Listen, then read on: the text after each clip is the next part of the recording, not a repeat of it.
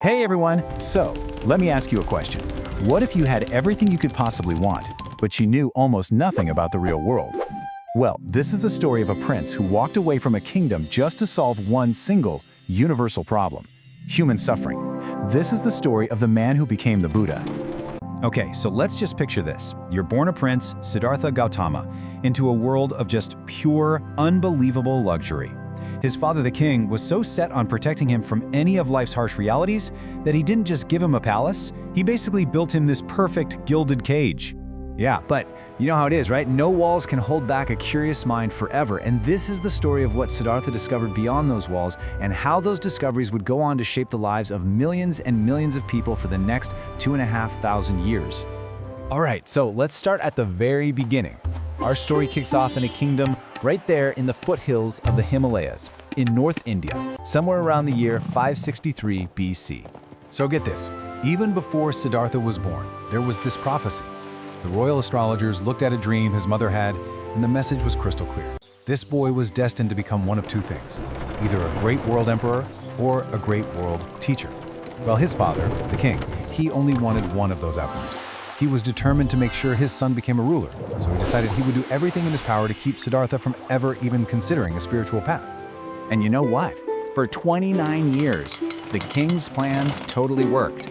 Siddhartha lived in these incredible palaces. He had a different one for each season. He was educated, entertained. He married a beautiful princess named Yashodhara, and they had a son. His entire world was pleasure, beauty, and comfort. He had no idea anything else existed. But of course, a perfect life built on an illusion, well, it can't last forever. Siddhartha's curiosity about the world outside, the real world where his people lived, just kept growing and growing, until he couldn't take it anymore.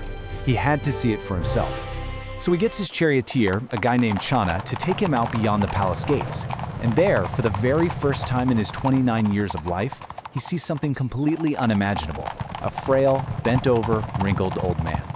When Channa explained that this fate, getting old, is what happens to everyone, the prince was just completely floored. It was the first crack in his perfect reality. So he's deeply troubled by this whole old age thing, and he ventures out again.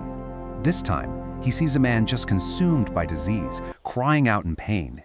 And there it is. The second unavoidable truth hits him like a ton of bricks.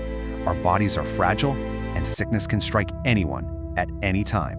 And then came the third sight. He saw a body, a corpse, being carried to be cremated. This was his first ever encounter with death. Channa had to explain to him that this too is the end for everyone, whether you're a prince or a pauper.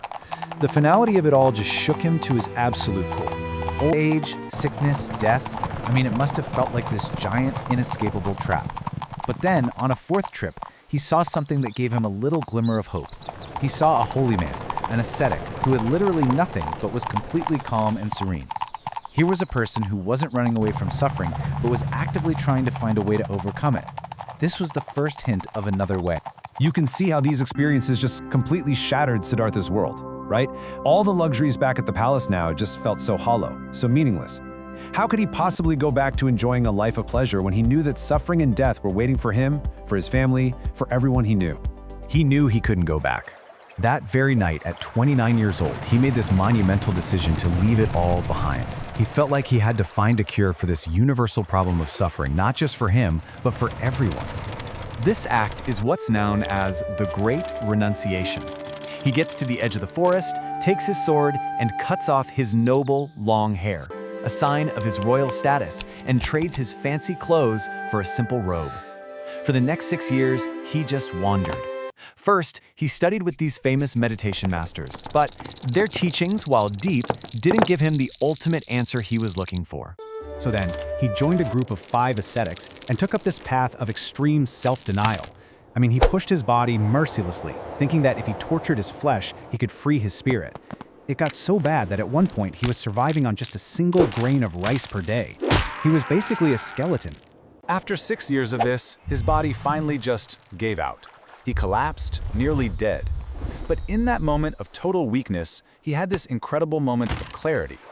Punishing his body wasn't purifying his mind, it was destroying it.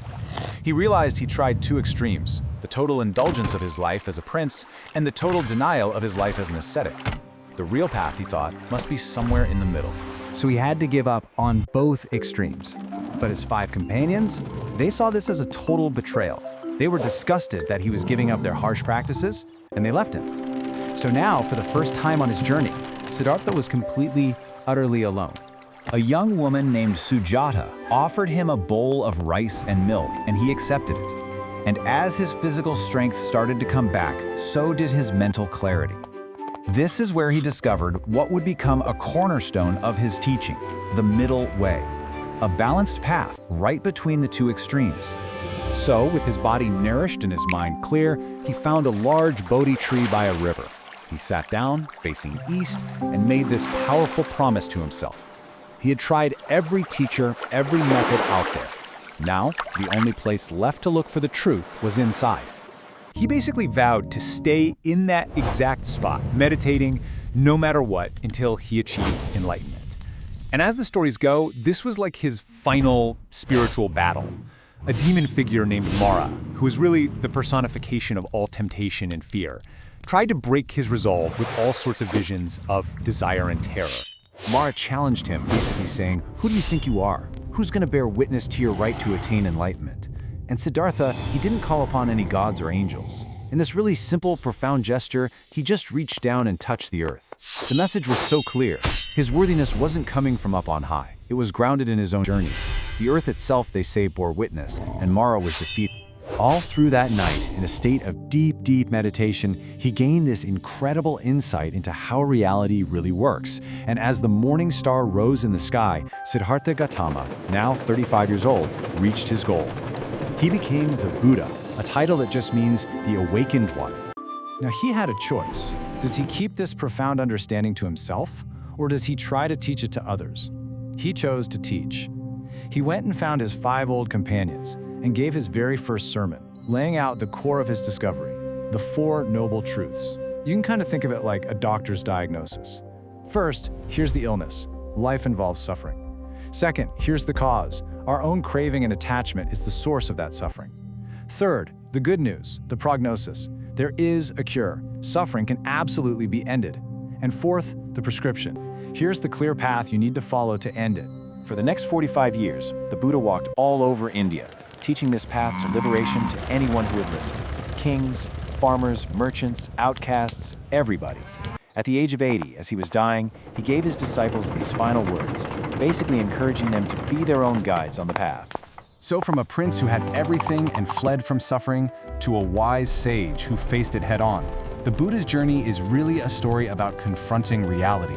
His answer wasn't some divine command from the heavens, but a practical path of awareness. And it leaves us with a question that still echoes today.